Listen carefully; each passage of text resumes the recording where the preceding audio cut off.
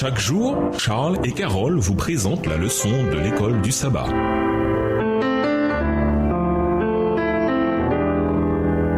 Bienvenue dans votre émission. Dieu nous parle. Nous voilà à la leçon de jeudi, l'eau à Sodome. Lisons Genèse 18, les versets 16 à Genèse 19, le verset 29.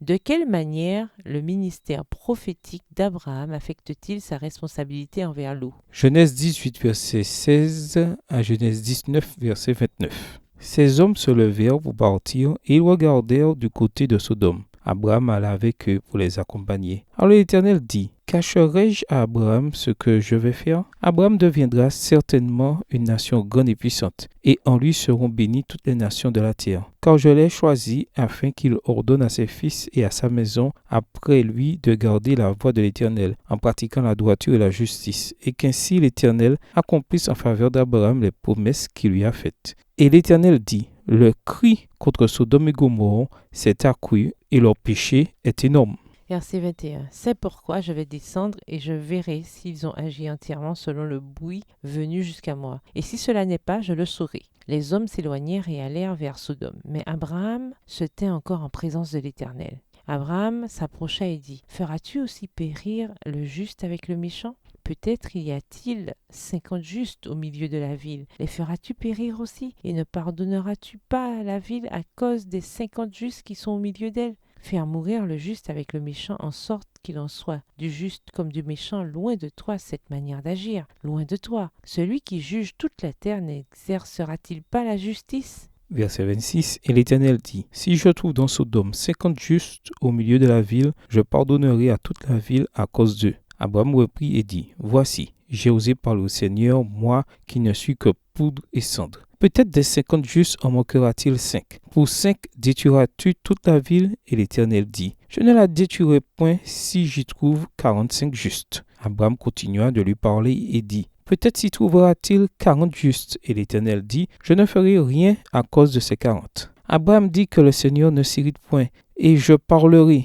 Peut-être s'y trouvera-t-il 30 justes. Et l'Éternel dit, « Je ne ferai rien si j'y trouve 30 justes. » Verset 31, Abraham dit, « Voici, j'ai osé parler au Seigneur. Peut-être s'y trouvera-t-il 20 justes. » Et l'Éternel dit, « Je ne la détruirai point à cause de ces 20. » Abraham dit, « Que le Seigneur ne s'irrite point, et je ne parlerai plus que cette fois. Peut-être s'y trouvera-t-il 10 justes. » Et l'Éternel dit, « Je ne la détruirai point à cause de ces 10 justes. » L'Éternel s'en alla lorsqu'il eut achevé de parler à Abraham, et Abraham retourna dans sa demeure. Verset 1 du chapitre 19. Les deux anges arrivèrent à Sodome sur le soir, et Lot était assis à la porte de Sodome. Quand Lot les vit, il se leva pour aller au-devant d'eux, et se prosterna la face contre terre.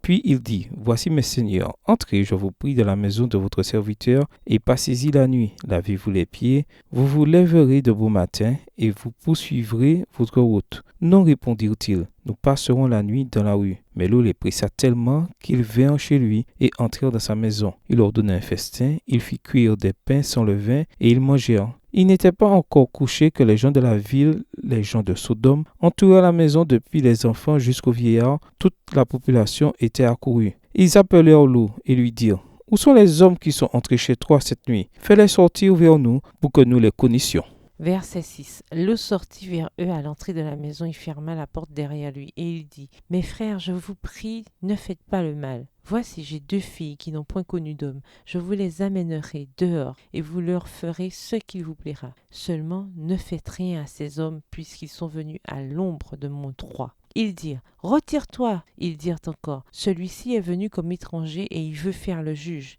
Eh bien, nous te ferons pis qu'à eux. » Et pressant Lot avec violence, ils s'avancèrent pour briser la porte. Les hommes étendirent la main, firent rentrer Lot vers eux dans la maison et fermèrent la porte. Verset 11. Et ils frappèrent d'aveuglement les gens qui étaient à l'entrée de la maison, depuis le plus petit jusqu'au plus grand, de sorte qu'ils se donnèrent une peine inutile pour trouver la porte. Les hommes dirent à Lot, « Qui as-tu encore ici? Gendre, fils et filles, et tout ce qui t'appartient dans la ville, fais-les sortir de ce lieu. Car nous allons détruire ce lieu, parce que le cri contre ses habitants est grand devant l'Éternel. L'Éternel nous a envoyés pour le détruire. » Lot sortit et parla à ses gendres qui avaient pris ses filles. Levez-vous, dit-il, sortez de ce lieu, car l'Éternel va détruire la ville. Mais aux yeux de ses gendres, il parut plaisanter. Dès l'aube du jour, les anges insistèrent auprès de Lot, en disant, lève-toi, prends ta femme et tes 2 filles qui se trouvent ici, de peur que tu ne périsses dans la ruine de la ville.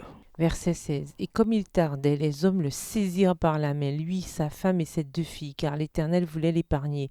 Ils l'emmenèrent et le laissèrent hors de la ville. Après les avoir fait sortir, l'un d'eux dit, « Sauve-toi pour ta vie, ne regarde pas derrière toi, et ne t'arrête pas dans toute la plaine. Sauve-toi vers la montagne, de peur que tu ne périsses. » Lot leur dit, « Oh non, Seigneur, voici, j'ai trouvé grâce à tes yeux, et tu as montré la grandeur de ta miséricorde à mon égard, en me conservant la vie.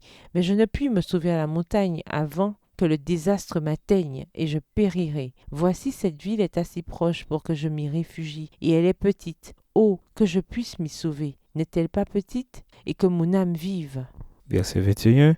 Et il lui dit, voici, je t'accorde encore cette grâce, et je ne détruirai pas la ville dont tu parles. Hâte-toi de t'y réfugier, car je ne puis rien faire jusqu'à ce que tu y sois arrivé. C'est pour cela qu'on a donné à cette ville le nom de Tsoar. Le soleil se levait sur la terre lorsque l'eau entra dans Tsoar. Alors l'Éternel fit pleuvoir du ciel sur Sodome et sur Gomorrhe du souffle et du feu de par l'Éternel. Il détruisit ces villes, toute la plaine, et tous les habitants des villes et les plantes de la terre. La femme de Lot regarda en arrière et elle devint une statue de sel. Abraham se leva de bon matin pour aller au lieu où il s'était tenu en présence de l'Éternel. Il porta ses regards du côté de Sodome et Gomorrhe et sur tout le territoire de la plaine. Et voici, il vit s'élever de la terre une fumée comme la fumée d'une fournaise. Lorsque Dieu détruisit les villes de la plaine, il se souvint d'Abraham et il fit échapper l'eau du milieu du désastre par lequel il bouleversa les villes où l'eau avait établi sa demeure.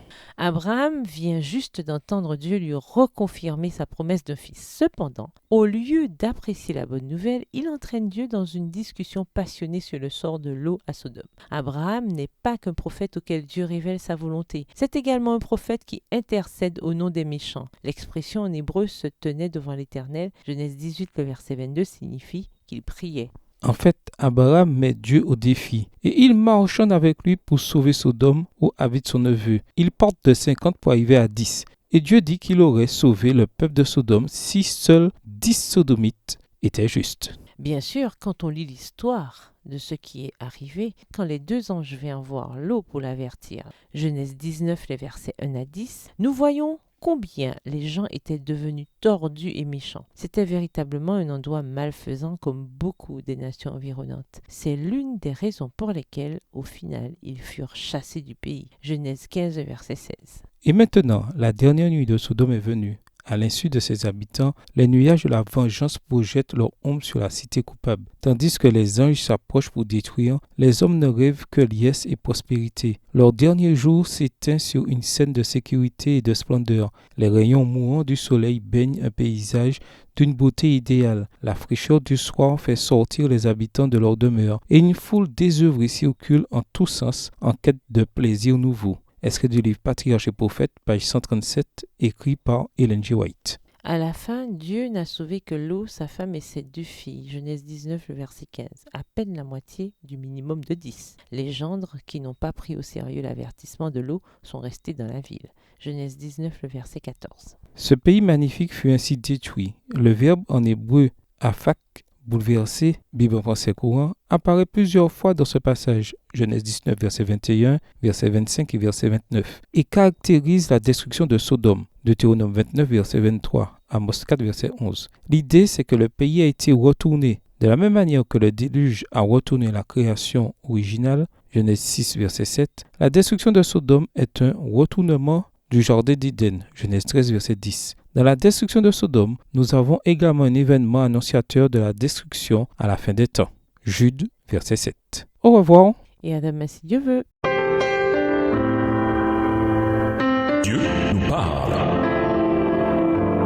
Chaque jour, Charles et Carole vous présentent la leçon de l'école du sabbat.